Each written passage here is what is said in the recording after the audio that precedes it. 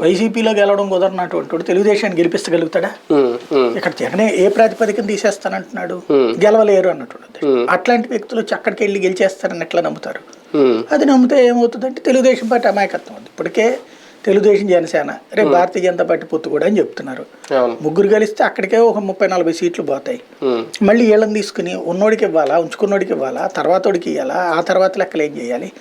అప్పుడు అసలు గందరగోళం ఏర్పడుతుంది కదా వాళ్ళ దగ్గర. కానీ ఇక్కడ విషయం ఏంటంటే జగన్మోహన్ రెడ్డి గారు ఇస్తున్న ఒక గోల్డెన్ ఛాన్స్ని ఇటు జనసేన ఇటు టీడీపీ రెండు ఉపయోగించుకోలేకపోతున్నాయి, క్యాష్ చేసుకోలేకపోతున్నాయి. రెండు అని ఎందుకు అంటున్నానంటే వైసీపీకి వ్యతిరేకం అవుతున్న కాపులను తమ వైపుకు చేర్చుకోవడంలో జనసేన ఎటువంటి ఎఫర్ట్ పెట్టట్లేదు అనేది, అంటే ఈ చంటిబాబు విషయం కానీ వీళ్ళ విషయం కానీ.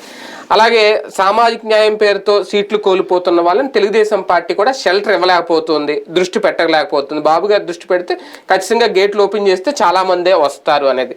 వాళ్ళకి ఆప్షన్ లేకుండా జగన్ చేశారా, లేదంటే వాళ్ళకి వాళ్ళు చేసుకోలేకపోతున్నారా? అది ఓవర్ యాక్షన్ ప్రచారం తప్పించేం లేదు. గేట్లు ఆల్రెడీ తెరిచే ఉన్నాయి కాబట్టి ఎవడో సిద్ధంగా లేడు అంతే వచ్చిన కూడా.